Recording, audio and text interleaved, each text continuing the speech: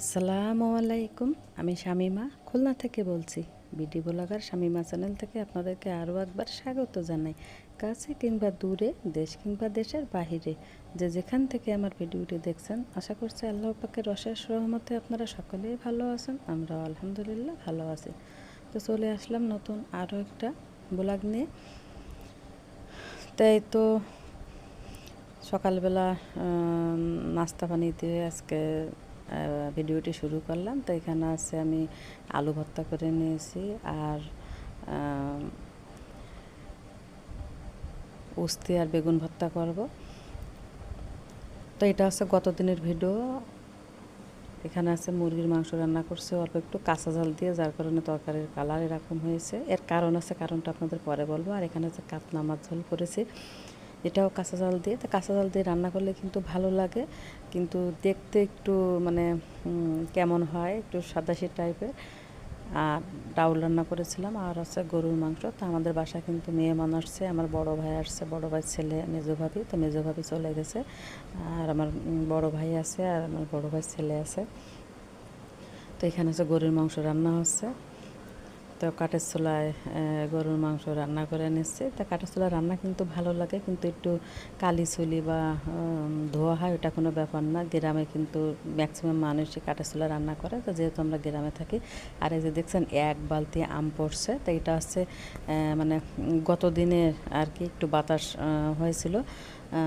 তো এক বালতি আম পড়ছে, আর আমার ভাড়াটিয়ারা একটু খুঁজছে, তাদের কাছ থেকে আমি নিয়ে নেই। তো আমি বা আমাদের আমি তো বেশি খুঁটি না, আমার আরশি মানে মানে 2 ঘন্টা পর পর গাছতলা যে আম খুঁটি নিয়ে আসে।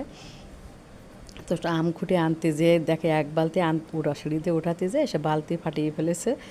তো এই যে দেখছেন ফাটা বালতিতে কীভাবে আমগুলো সব পড়ে যাচ্ছে। তা আসলে আমাদের খুলনায় কিন্তু ওইভাবে বৃষ্টি হয়নি এখনও। মানে কী পরিমাণ আম পড়ছে আর কী পরিমাণ যা আম ধরছিল এবার। তাই গরমের অতিরিক্ত গরমের কারণে, খরার কারণে কিন্তু আমগুলো পড়ে যাচ্ছে। আর এই যে সবেদা দেখছেন এক ডালা, এগুলো আছে আমার বাবার বাড়ি থেকে আমার ভাবি আনছে। আর এই যে ঝুড়িতে দেখছেন আমগুলো, এগুলো আছে আজকে সকালে পড়ছে।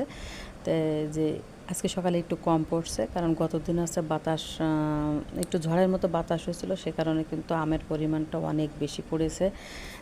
একদম কি বলবো আর কি। তা মনটা খারাপ হয়ে যায় আসলে, যে পরিমাণ গাছে আম ধরেছিল তার কিন্তু 10 ভাগের 1 ভাগও না। এখনও সামনে যে কত পড়বে তার কোনো ঠিক নেই। তা আপনাদের এলাকায় বা আপনাদের যদি গাছ থেকে থাকে জানাবেন যে কী পরিমাণ আম ধরেছে বা আছে বা পড়ছে কিনা। তা আমাদের কিন্তু গাছ থেকে প্রচুর আম পড়ে যাচ্ছে। তো এদিক থেকে লাউ শাক কেটে নিয়েছি, লাউ শাক দিয়ে ইলিশ মাছ দিয়ে রান্না করব। তো আমাদের বাড়িতে কিন্তু আমার বড় ভাই এসেছে, আর আমার বড় ভাইয়ের ছেলে ছোটোটা আর কি। তোরা আসছে কিন্তু আজকে 3 দিন। আর আমার মেজো ভাবি এসেছিলো, তো মেজো ভাবি এক বেলা ছিল, খেয়ে আবার চলে গেছে। তো এই তো আমার বড় ভাই খুব অসুস্থ, ডাক্তার দেখাতে এসেছে আর কি। বড় ভাই আছে, আমার বিয়ের আগে একবার কিডনি অপারেশন করা ছিল।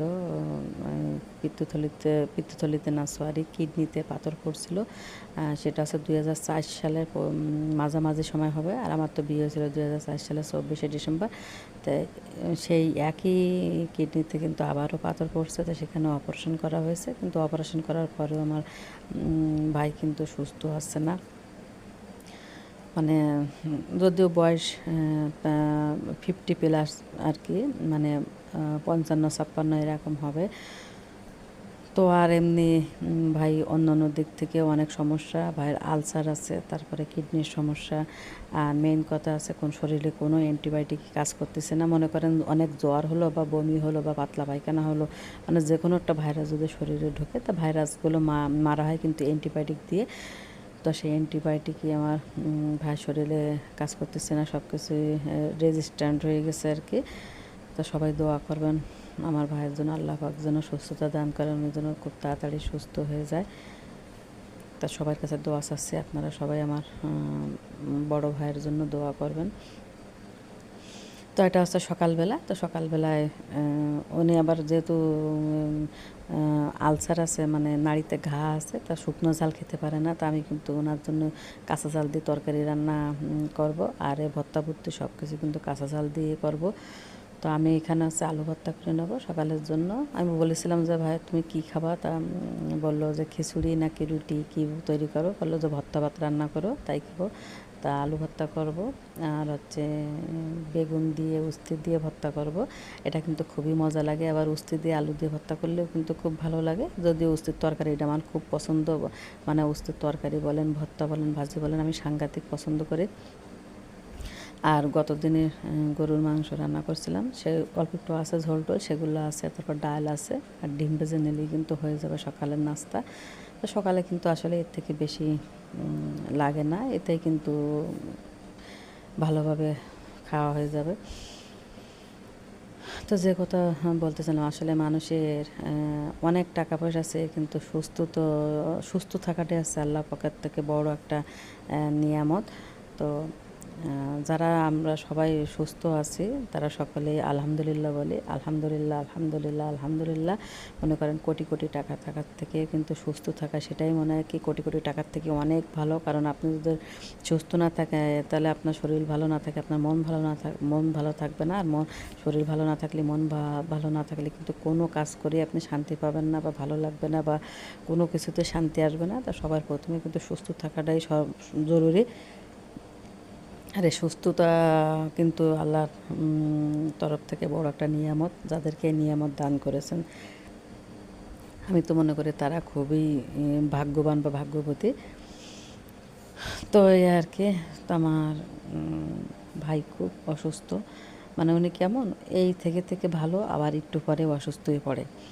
মানে মনে হয় কি যে তো কেবল দেখলাম ভালো মানুষ কথা কচ্ছে, আবার একটু পরে দেখা যায় কি অসুস্থ, শুয়েছে বা ঘুমাইছে, ঘুম থেকে উঠতে পারতেছে না, একজন টেনে উঠাতে হচ্ছে, গায়ে বল পাচ্ছে না, ঘেমে যাচ্ছে, এরকম অনেক সমস্যা আর কি। তা উনি খুলনায় এই 3 বছর ট্রিটমেন্ট হচ্ছে, এরপর ঢাকায়ও গেছিলো, ঢাকার যে বড় হসপিটাল, সেই হসপিটালেও 15 দিন না 20 দিন ওখানে ভর্তি ছিল। তো ওইখানেও ঢাকায় থাকার সময় কিন্তু ডায়রিয়া হয়েছিল, পাতলা পায়খানা। তা ওখানে স্যালাইন দিছিল, অ্যান্টিবায়োটিক দিছিল, ইঞ্জেকশন দিছিল, কোনো কিছুতেই কিন্তু ঠিক হয়নি।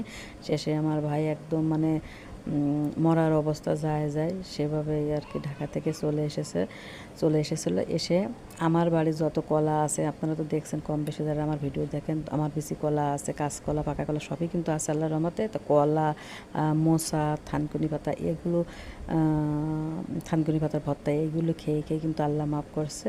কিন্তু দেখেন ওষুধই কিন্তু কোনো কাজ হয়নি, 15 দিন ঢাকার হসপিটালে ভর্তি ছিল, কিন্তু কোনো কাজ হয়নি।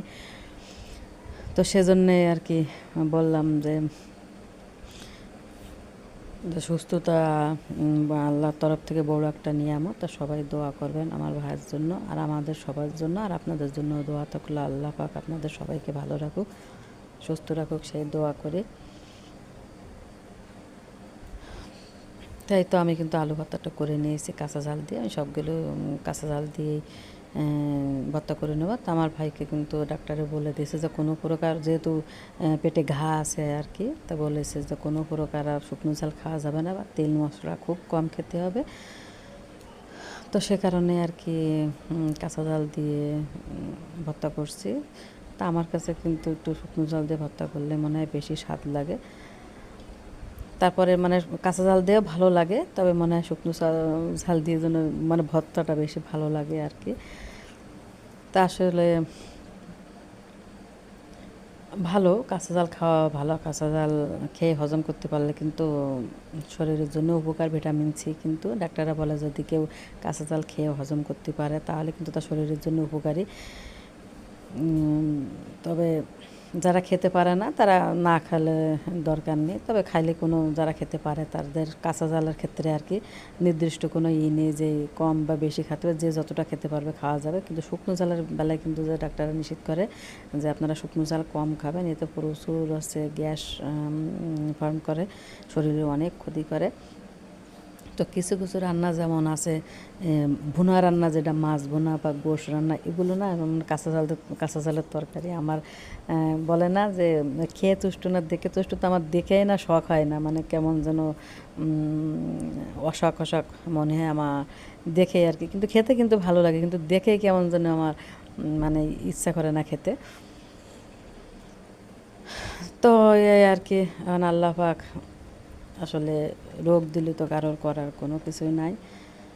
আমি তো মনে করি যে আমাদের যাদেরকে আল্লাহ পাক অন্তত নিজে নড়াচড়ে মানে নিজের কাজটা নিজে করার মতো ক্ষমতা দিয়েছেন, বা যাদের এই ক্ষমতাটুকু আছে, আমি মনে করি আলহামদুলিল্লাহ, কোটি টাকা আছে এটাই ভালো। আর দেখা করলো কি কোটি কোটি টাকা থাকলো কিন্তু নিজের ছয় রাত নাই, বা শরীরে জুত নাই, মনের শান্তি নাই, সেই টাকা দিয়ে কিন্তু আসলে কোনোই মূল্য নাই। তো মনের শান্তিটাই অন্যরকম শান্তি, আর শরীরে সুস্থতাও কিন্তু একটা অন্যরকম শান্তি। তাই তো কথা বলতে বলতে কিন্তু আমার ভর্তা করা হয়ে গেছে। আর এই তো গতদিন গরুর মাংস রান্না করছিলাম, তার একটু গোড় ঝোল আলু মালু রয়েছে, সেগুলো জ্বালিয়ে নিয়েছি। আর ডিম ভেজে নিব, আর হচ্ছে আম ডাল রান্না করেছিলাম, আম ডালটাও করে নিয়েছি। তো আশা করছি আমার আজকে ভিডিওটি ভালো লেগেছে, আর ভালো লাগলে অবশ্যই আমার চ্যানেলটিকে সাবস্ক্রাইব করে নেবেন। সকলে ভালো থাকবেন, সুন্দর থাকবেন। আল্লাহ হাফেজ।